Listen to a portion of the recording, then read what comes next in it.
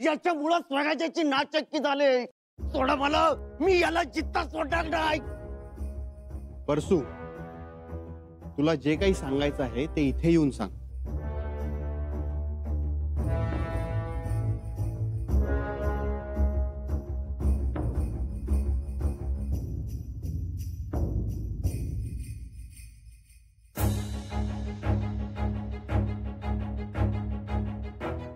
बघा बघा देवा, अनाजींनी गाठीचा माणूस सुद्धा सोडला नाही. आता तुम्हीच बघा. मोठा पस्तावा झाला. आता हा परसू काय बोलतोय कुणास ठाऊक. महाराज, मी परसू अनाजी पंतांचा विश्वासू लोक, लई सेवा केली त्यांची. येळ काळ काय बघितलं नाही. त्यांनी सांगायचं ना, मी करायचं. झू कुत्र्या उभं कान असाच राहिलो म्या. सांगितल्या कामाचा आणि टाकल्या घासाचा. आपला मालक आपला धनी. शेवटपर्यंत त्यांच्या चांगल्या वाईट कामात म्या. राणी सरकार लबाड माणूस आहे हो. माल लबाड. काय लबाडी केली आणि एक नाही अगणित लबाड्या केल्यात.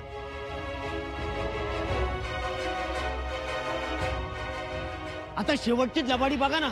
समध्या कारभाऱ्यांना टोलच्या बंदरावर पाठवलं का? गावले तर हे गावतील. चौलच्या बंदरात जमा सगळेजण. वाट बघा एकमेकांची. निघा, करा पांगापांग.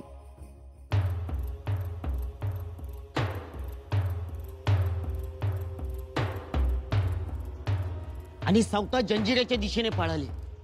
आता पाय उचलायचा, मागे राहायचं नाही. पण जायचं नेमकं कुठं ते तरी सांगा. सिद्ध्याच्या हद्दीत. सिद्ध्याकडं? हो, निरोप पाठवलाय. सिद्धेचा सरदार आपल्याला जंजिरात घेऊन जायला उभा असेल.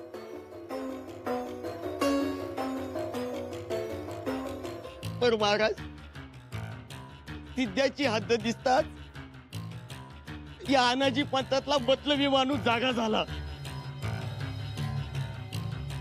आपला ठाव ठिकाणा कोणाला समजू नये ना, म्हणून यानं माझ्यावर तलवारीचा वार केला. परसो मला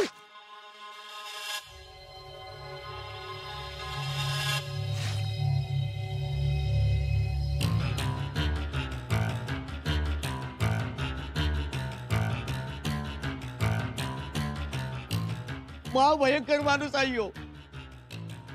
मी याला सोडणार नाही महाराज.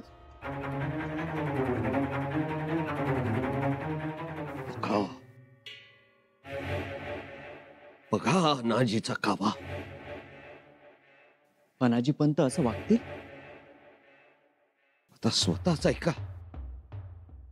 बघा परसू, तू अनाजी पंतांसोबत किती वर्ष आहेस? तेव्हापासून कळायला लागलं तेव्हापासून आहे. म्हणून तर मला समध्या भानगडी माहित आहेत. आधी महाराज शृंगारपुराला गेले, तिथल्या खबरी मॅच देत होतो.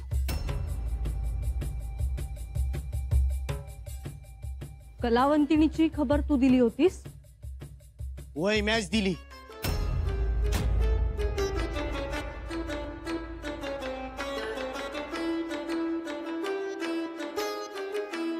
पुढे ते स्नेक कलावंतीन भेटली.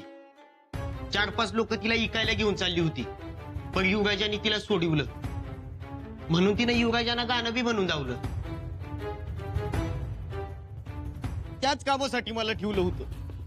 तुम्हाला सांगतो, महाराज कवा कचाट्यात सापडतात ना, त्यासाठीच मी पळायचं. त्यासाठी मला 10 विघे जमीन दिली. असं कागूद केलाय माझ्या नावाचा.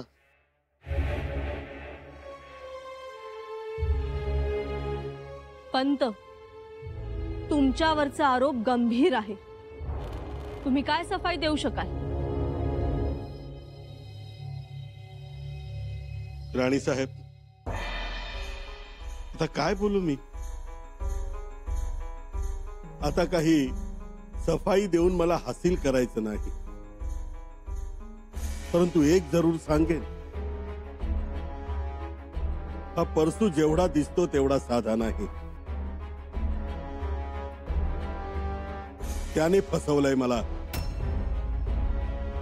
आणि आता त्याचा हा कांगावा आहे. खर तर सुरुवातीला त्यानेच माझी दिशाभूल केली, कारण हा नोकर माझा आणि हा सिद्ध्यासाठी काम करत होता. हे तुम्हाला केव्हा समजलं? आत्ताच. म्हणजे मी नाही, हा मला जंजिऱ्याला घेऊन चालला होता आणि म्हणून त्याने माझी कारभाऱ्यांची फारकत केली.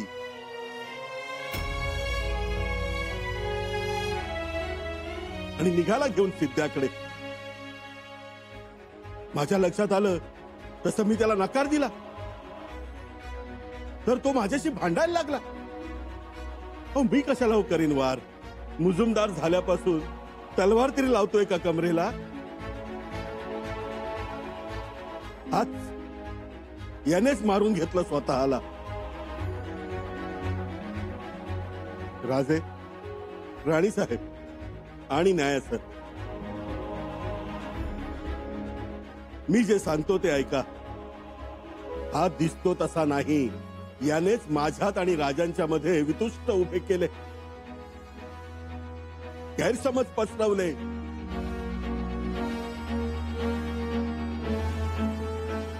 असा कोणता गैरसमज पसरवलाय? उदाहरणार्थ? उदाहरण द्यायचं झालं तर राजांनी कलावंतिणीचं गाणं ऐकलं,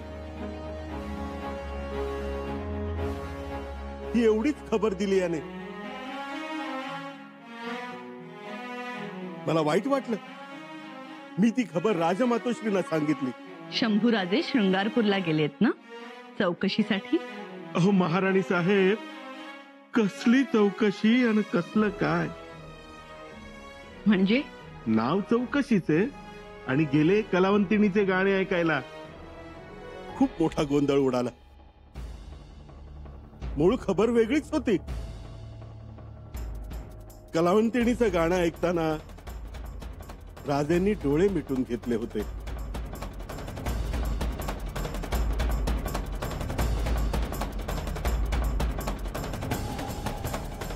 हे या परसूने जाणून बुजून सांगितलं नाही. पण परसू असं का करेल? कारण त्याला मला खोटं ठरवायचं होतं.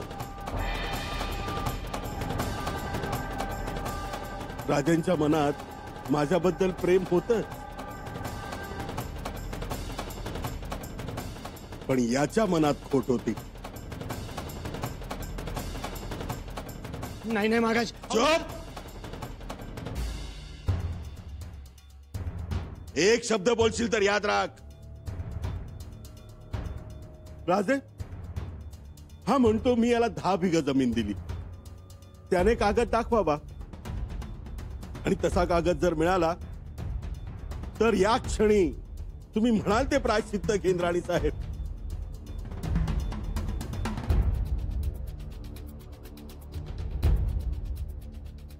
परसू, 10 बिघा जमीन घेतल्याचा कागद दरबारात पेश करावा.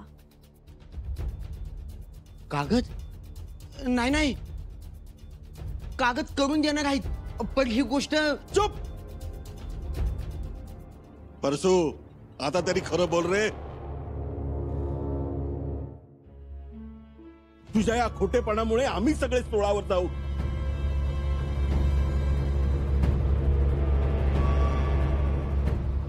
राजे, हा परसू खोटा आहे आणि हा स्वराज्याचा माणूस नाही, तर हा सिद्ध्याचा खबऱ्या आहे. आणि याची मला खात्री पटली आहे. महाराज, हा तसा साक्षीदार होऊच शकत नाही. हा बुरटा आहे.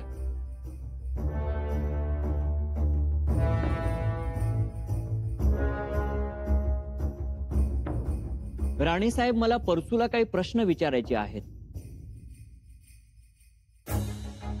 इजाजत द्यावी. इजाजत आहे. परसू, एक गोष्ट सांग, तुला स्वराज्यावर प्रेम आहे?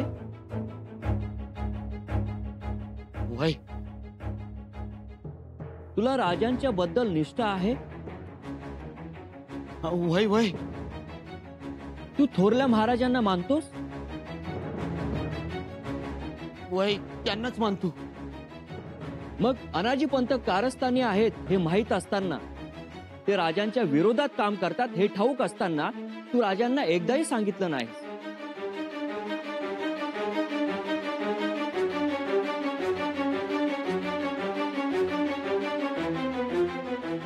राजांना जाऊ दे, तू राणे साहेबांना तरी सांगायला हवं होतंस. सांगितलं?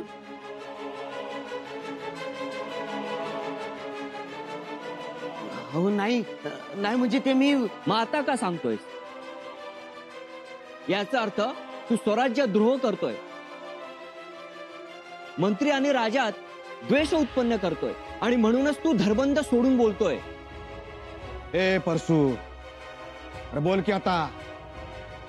हा, कोण आहे तुझा बोलविता धनी? सांग म्हणावं, कोण आहे तुझा बोलविता धनी? बोल.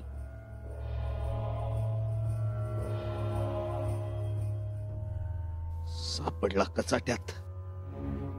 आता काय बोलतोय हा?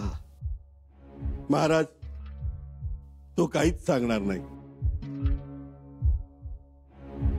कारण तो सिद्ध्याचा माणूस आहे आणि हे मी सिद्ध करू शकतो. त्याची काही गरज नाही.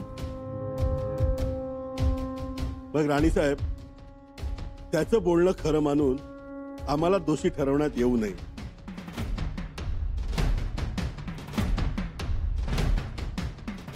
तुम्हाला दोषी ठरवण्यात येणार नाही, बिलकुल नाही. परसूला राजवैद्यांकडे घेऊन जा. तू आराम कर.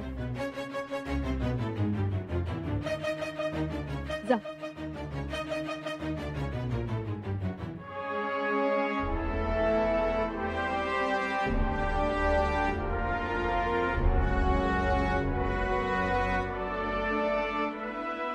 फक्त आता या एका माणसाला बघून घ्या,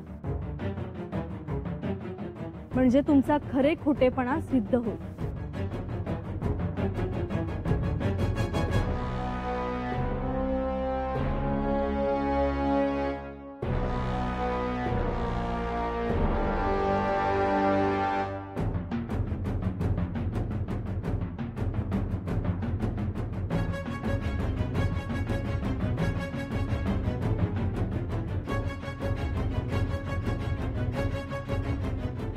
अनाजी पंत, आपण या इसमास ओळखता?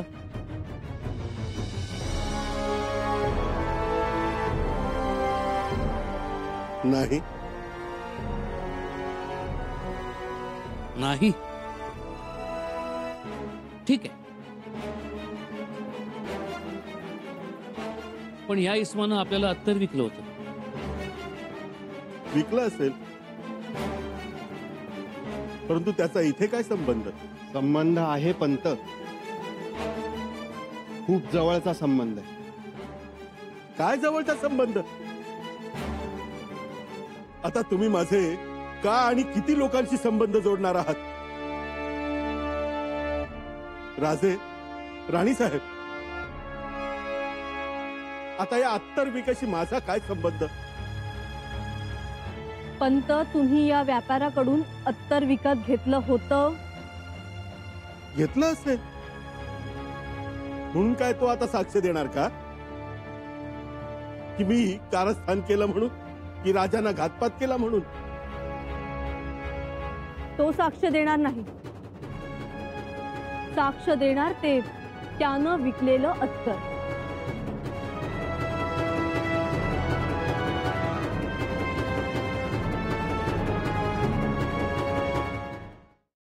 आता अत्तर बोले.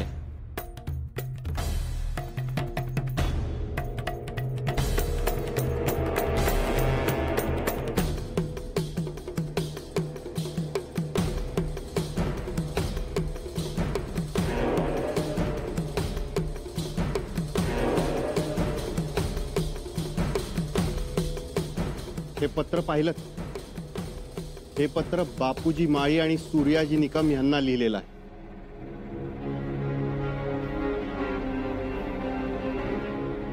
लिहिलं असेल.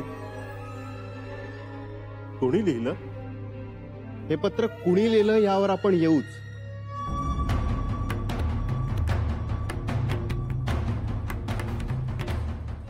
पण महत्वाचं म्हणजे या पत्राला अत्तराचा वास येतो.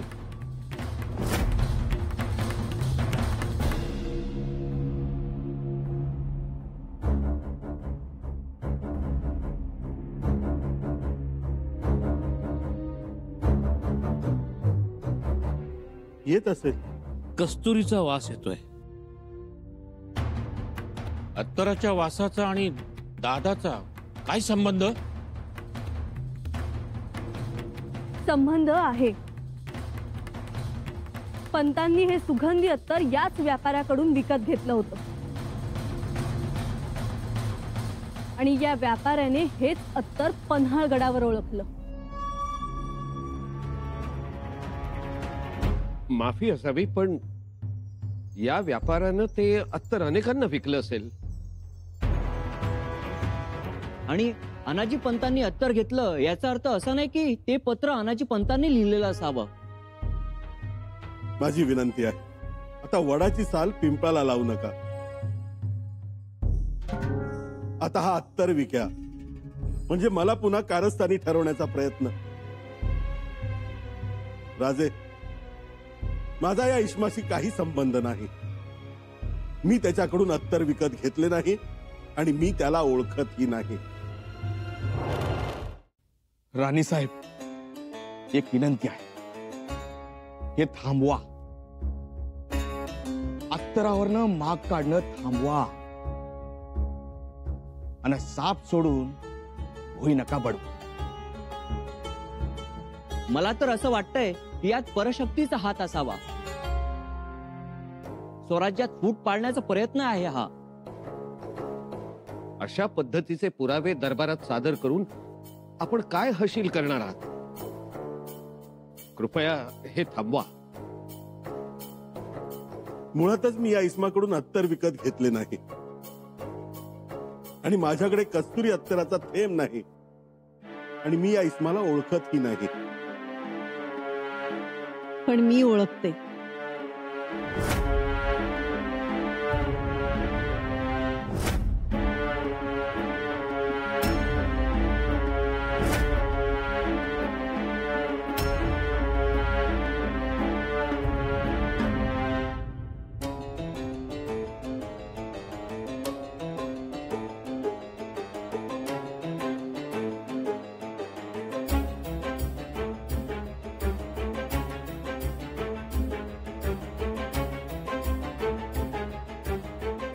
ही अत्तराची शिशी.